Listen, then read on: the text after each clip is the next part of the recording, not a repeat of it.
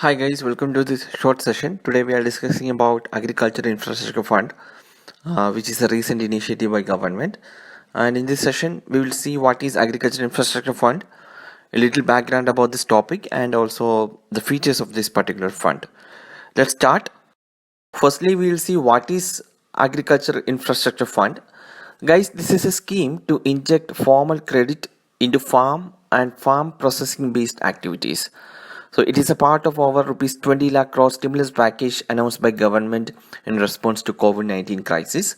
Basically, this provides medium to long term debt financing facility for investment in viable projects for post harvest management infrastructure and community farming assets. And the key point here is it is mainly for post harvest management infrastructure. And the funds will be provided for setting up of cold stores and chains, warehousing, silos, assaying, grading and packaging units, e-marketing points linked to e-trading platforms and ripening chambers, besides PPP projects for crop aggregation sponsored by central, state and local bodies. So they are the beneficiaries of this particular fund. Now we'll see a little background about this agriculture infrastructure fund. It is not that post-harvest projects have not been given priority in the past. The Union Ministry of Food Processing Industries provides a grant of up to 10 crore under Pradhan Mantri Krishi Sampada Yojana, under which mega food parks, integrated cold chains of fruits, vegetables and milk, infrastructure for agro-processing clusters, food safety laboratories and food processing units are eligible for the grant, and the government allocated 6,000 crore for 2016 to 2020, and it was expected to result in an investment of 1 lakh crore. All the details of projects sanctioned are however not known, which is a drawback. And we know about National Horticulture Board wish to provide a grant for post-harvest infrastructure projects, which includes capital subsidy for construction and modernization of cold storages, as well as non-cold storage structure of horticultural produce such as onion, vegetables, etc. And the subsidy is 50% in northeastern and hilly states and 35% in other states and UTs. And also under National Mission on Horticulture, the Ministry of Agriculture also provides grant for post-harvest projects. Many states also use Rashtriya Krishi Vikas Yojana funds for providing grant. Several states have also been providing capital and interest subsidy from their own budgets for post-harvest projects. Uttar Pradesh is an example. Under UP's Food Processing Industry Policy 2017, micro, small, and food processing units are eligible for 100% interest subsidy for 5 years, and other food processing units are eligible for a 7% interest subsidy for 5 years. So you can see that it is not that post harvest projects have not been given priority in the past.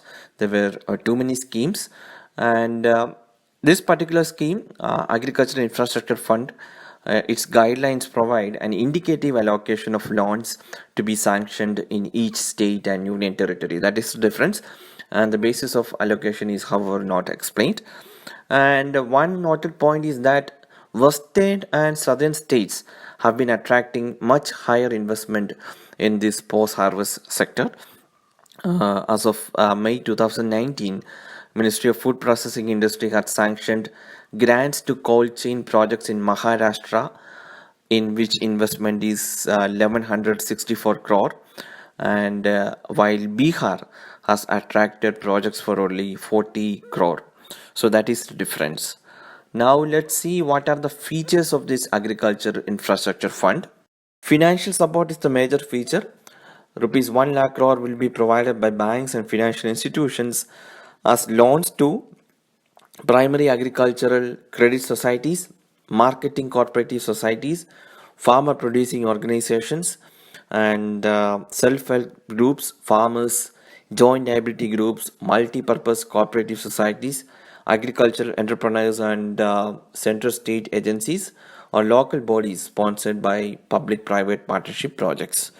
And these loans will be disbursed in 4 years, starting with sanction of rupees 10,000 crore in the current year and rupees 30,000 crore each in the next 3 financial years. And there will be a moratorium for repayment which may vary subject to minimum of 6 months and maximum of 2 years. And interest subvention is also available. Loans will have interest subvention for 3% per annum up to a limit of rupees 2 crore, and this subvention will be available for a maximum period of 7 years. And CGT MSc scheme, that is a credit guarantee coverage, will be available for eligible borrowers from the scheme under Credit Guarantee Funds Trust for Micro and Small Enterprises, that is CGT MSc. And this will be for loans up to rupees 2 crore. And FPOs, that is Farmer Producer Organization, the credit guarantee may be availed from the facility created under FPO promotion scheme. And this fund will be managed and monitored through an online management system, and it will enable all qualified entities to apply for loan under the fund. And the national, state and district level monitoring committees will be set up to ensure real-time monitoring and effective feedback. So that are the major features of this agriculture infrastructure fund. Hence, the greatest benefit of AIF will be that data will be collected through an online portal maintained by DAC. Hopefully, at the end of every year, we will know which projects are being preferred by investors. Normally, banks prefer entrepreneurs of high net worth. Therefore, it will be a real achievement if FPOs, PACs, and SHGs can secure loans from the fund.